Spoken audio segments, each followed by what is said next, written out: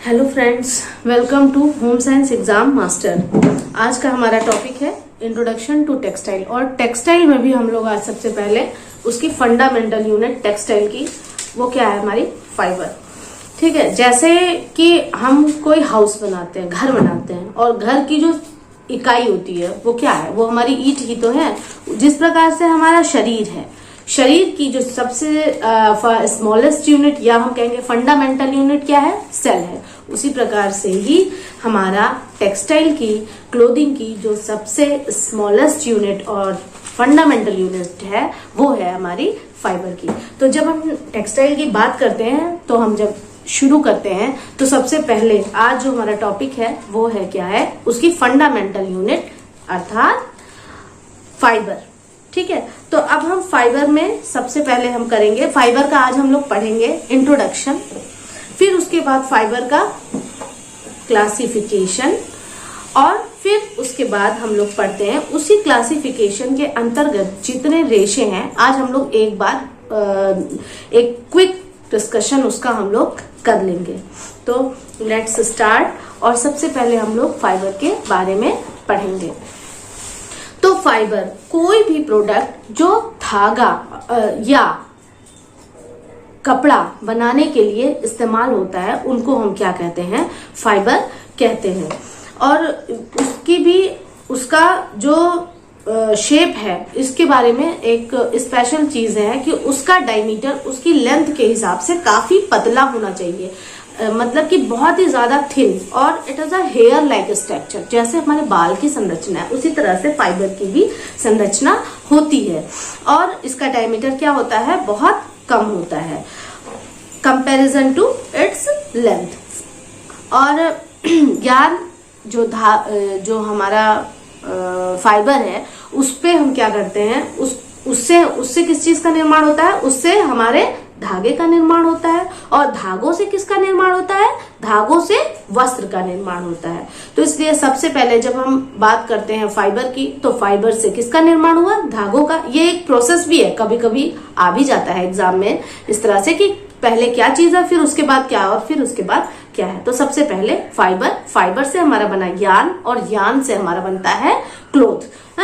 तो वो हमारे क्या होते हैं, कपड़े बनते हैं। तो जो फाइबर से यार्न बनने की प्रक्रिया है, उसको हम क्या करते हैं, उस प्रक्रिया को हम स्पिनिंग कहते हैं। और स्पिनिंग का अगर हम देखें तो हिंदी में उसका अर्थ होता है ऐठन देना या घुमाव देना। इससे क्या होता है, उस रेशे को स्ट्रेंथ मिलती है, और रेशे की लंबाई भी उसी से बढ़ती है।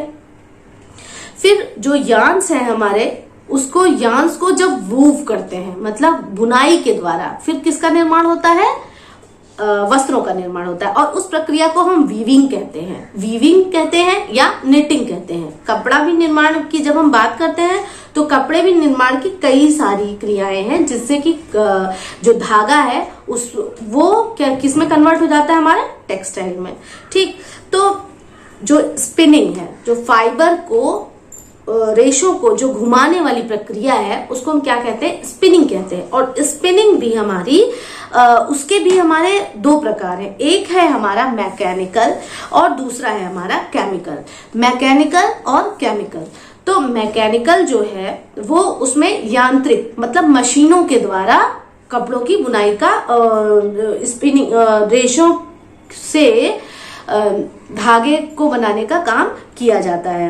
और केमिकल जो है वो, उसमें कुछ रसायनों का प्रयोग किया जाता है। तो ये हमेशा हम लोग याद रखेंगे, जो मैकेनिकल स्पिनिंग है वो हमेशा स्टेपल फाइबर के लिए होती है। स्टेपल मतलब छोटे छोटे रेशे, जिनकी लंबाई एक किसी भी चीज के 3/4 से लेकर के 18 इंच तक जिस रेशे की लंबाई होती है, उसको हम किसके अंतर्गत लेते हैं, स्टेपल फाइबर के अंतर्गत लेते हैं। सेकेंडली हम देखते हैं कि हमने आपसे बताया दूसरा क्या है, केमिकल फाइबर। केमिकल फाइबर की बात करते हैं, तो केमिकल फाइबर जो होता है वो हमारा उसमें क्या होता है, फिलामेंट। उससे क्या होता है, केमिकल हम डालेंगे तो अपना मनचाहा रेशा प्राप्त कर लेंगे, चाहे जितना बड़ा रेशा प्राप्त करेंगे।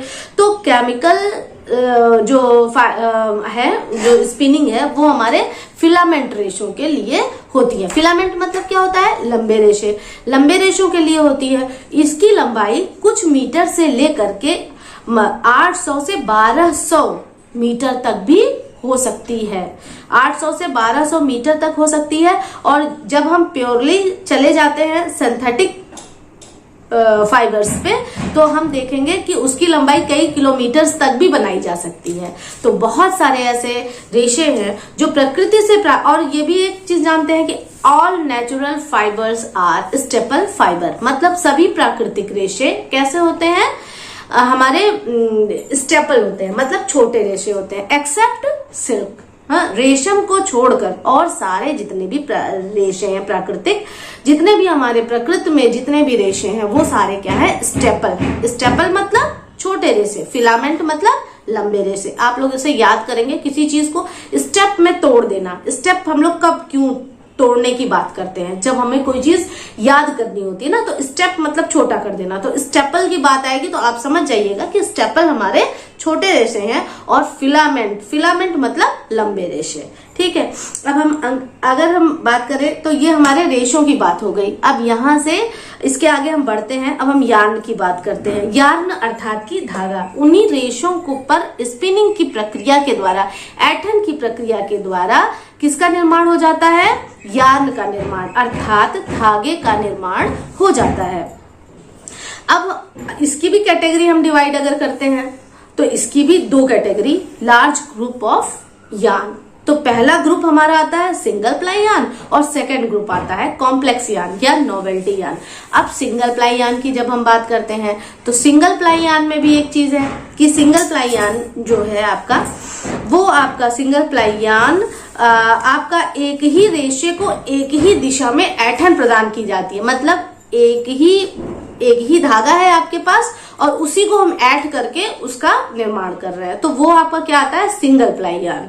और जब हम कॉम्प्लेक्स यार्न की बात करते हैं, नोवेल्टी यार्न की बात करते हैं, तो अब उसी में आपका डबल भी आ जाएगा, डबल प्लाई भी आएगा, ट्रिपल भी आ जाएगा, 6 प्लाई यार्न भी आ जाएंगे, 9 प्लाई यार्न भी आएंगे, कार्ड यार्न भी आएंगे। ये सारे किसमें आएंगे आपके, ये सारे आपके आ जाएंगे जो दूसरी वाली है हमारी नोवेल्टी यार्न के अंतर्गत आते हैं। उसमें क्या होता है, कहीं पे घुमाव दिया जाता है, कहीं छोड़ा जाता है। जब आगे आप पढ़ेंगे कि सजावटी रेशे और यार्न के प्रकार जब आप आगे पढ़ेंगे तो उसमें बहुत ही कायदे से उसको डिस्क्राइब किया जाएगा कि किस किस प्रकार के धागे होते हैं।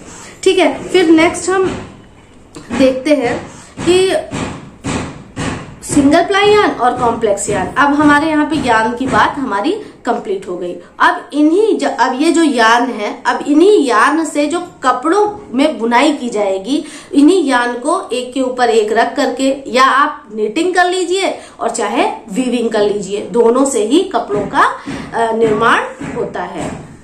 अब हम करते हैं क्लासिफिकेशन ऑफ टेक्सटाइल फाइबर्स, मतलब कि वस्त्रोपयोगी रेशों का वर्गीकरण, कि किस प्रकार से हम इसका वर्गीकरण कर सकते हैं।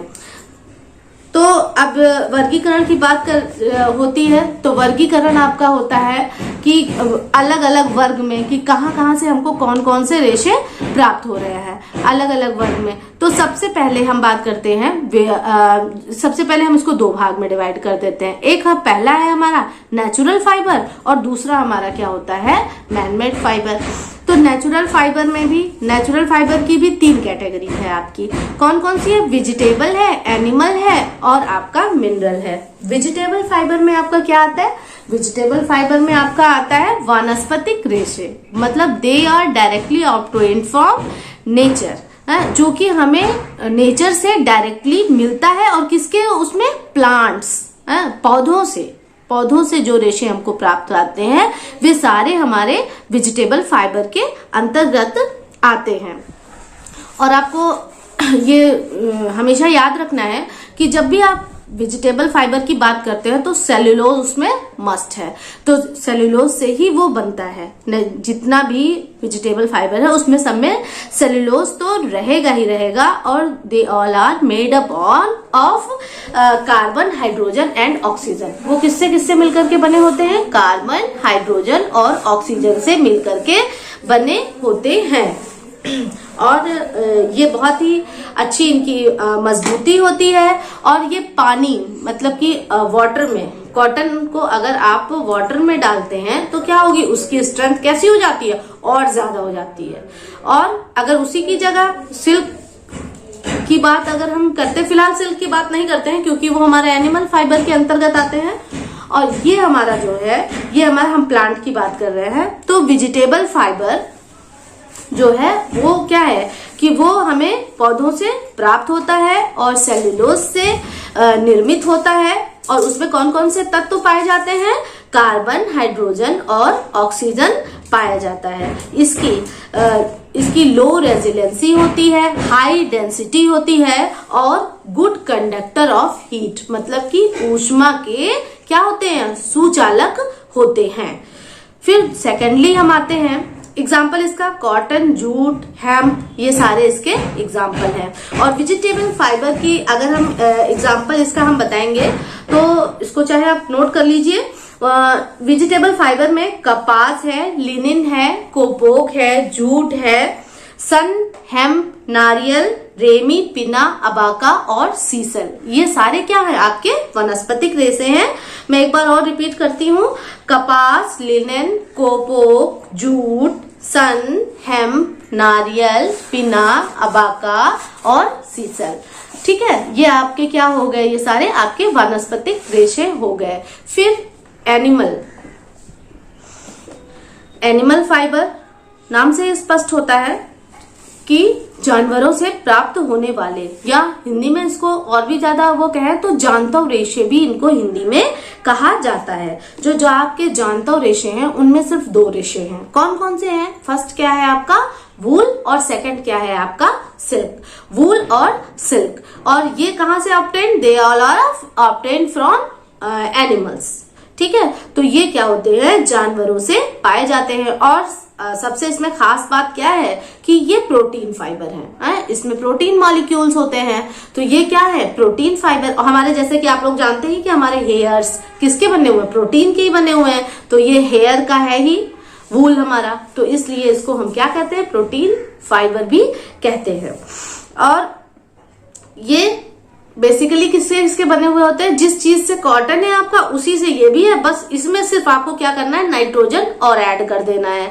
तो इसमें क्या था, कार्बन, हाइड्रोजन और ऑक्सीजन, ये किसमें था, हमारे वेजिटेबल फाइबर में भी था। और ये यही सेम ये हमारे जानतव रेशों में भी है, एनिमल फाइबर में। लेकिन प्लस इसमें क्या करना है, हमें नाइट्रोजन ऐड करना है। और इसको भी हम ऐसे याद रखेंगे क्योंकि प्रोटीन में नाइट्रोजन रहता है, प्रोटीन के साथ नाइट्रोजन होता है, तो इसलिए इन रेशों में भी क्या होगा, नाइट्रोजन हो जाएगा। ठीक है, फिर ये इनकी भी रेजिलेंसी क्या होती है, हाई होती है, इनकी रेजिलेंसी हाई होती है। लेकिन ये उतने ज्यादा मजबूत नहीं होते हैं, कॉटन की तरह क्या होते हैं, मजबूत नहीं होते हैं। ठीक है, फिर थर्ड है आपका मिनरल फाइबर। मिनरल फाइबर्स जो हैं वो क्या है, ऑर्गेनिक तो है नहीं, इनऑर्गेनिक, मतलब अजैविक तत्वों से पाए जाते हैं। अजैविक तत्वों में आप सब जानते ही हैं क्या क्या चीजें हैं अजैविक तत्वों में, जैसे हमारा पानी है, हवा है, चट्टान है, धातुएं हैं, ये सारे क्या हैं, अजैविक तत्व हैं। ठीक, तो फिर उसके बाद अजैविक तत्व से ये मिलकर के बने होते हैं। और सोना, चांदी, एस्बेस्टॉस, सोना, चांदी और एस्बेस्टॉस, मिनरल फाइबर मतलब खनिज रेशे, इसके अंतर्गत सोना, चांदी, एस्बेस्टॉस 3 चीजें आती हैं। और स्टील भी, कहीं कहीं स्टील का भी प्रयोग होता है, स्टील को पिघलाकर उनके तारों को खींच करके उस तरह से प्रयोग किया जाता है। तो सोना, चांदी, इनका प्रयोग कोई नया नहीं है, बहुत ही प्राचीन काल से, राजा महाराजाओं के समय से सोने चांदी से बने वस्त्रों का निर्माण होता था। फिर उसके बाद में स्टील और एस्बेस्टॉस की बात आती है, तो वो जो है हमारा सबसे ज्यादा, ये जो हम ये दिखते हैं फायर ब्रिगेड वाले जो पहनते हैं जिन वस्त्रों को, उन्हीं धातु से बने हुए कपड़ों का प्रयोग करते हैं। और ये कपड़े क्या होते हैं, रस्ट रेसिस्टेंट, मतलब कि इसमें ना तो जंग लगती है, एसिड रेसिस्टेंस अर्थात अम्ल का इस पर कोई प्रभाव नहीं होता, और साथ साथ में जो इसका मेन फंक्शन है वो क्या है, फायर प्रूफिंग।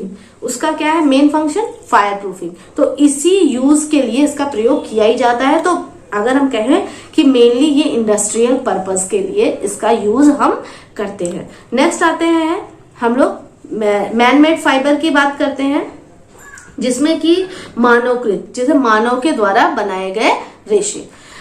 उसमें ये ऐसा नहीं है कि इनमें अलग से किसी रसायन का प्रयोग या अलग से कोई चीज ला करके, नहीं, जो हमारी प्रकृति में चीजें हैं उनका प्रयोग करते हुए, नेचर में जो वनस्पति में जो प्रेजेंट है उनका प्रयोग करते हुए, हमारे नेचर में जो प्रेजेंट है उनका प्रयोग करते हुए हम नए रेशे का निर्माण करते हैं। फॉर एग्जाम्पल इसमें क्या है कि इसमें 3 तरह के रेशे आते हैं हमारे, नाइट्रोसेल्यूलोज है, विस्कस रेयॉन है और क्यूप्रामोनियम है। नाइट्रोसेल्यूलोज भी क्या है, वो रेयॉन की ही एक कैटेगरी है, और दूसरा हमारा आता है क्यूप्रामोनियम, और तीसरा हमारा आता है विस्कस रेयॉन। जब हम इसके बारे में एक एक स्टेप करके पढ़ाएंगे तब हम इसके बारे में आपको बताएंगे कि ये बनता किस तरह से, किसमें लकड़ी की लुगदी का इस्तेमाल हो रहा है, किसमें बांस की लुगदी का इस्तेमाल हो रहा है, ये सारी चीजें हम आपको बाद में बताएंगे। फिलहाल तो ये जो है आपका सेलुलोज की ही, मतलब सेलुलोज को ही मॉडिफाई करके रेयान का प्रयोग किया जाता है। और आप सब जानते ही होंगे रेयान को हम कृत्रिम रेशम के नाम से जानते हैं, मतलब कि आर्टिफिशियल सिल्क के नाम से भी रेयान को जाना जाता है। नेक्स्ट आता है हमारा सिंथेटिक की हम बात करें तो सिंथेटिक फाइबर में पॉलिएस्टर, नायलॉन और एक्रिलिक आता है। फिर अगला है हमारा एसीटेट सेल्यूलोज। एसीटेट सेल्यूलोज के अंदर आपका प्योर नायलॉन आता है।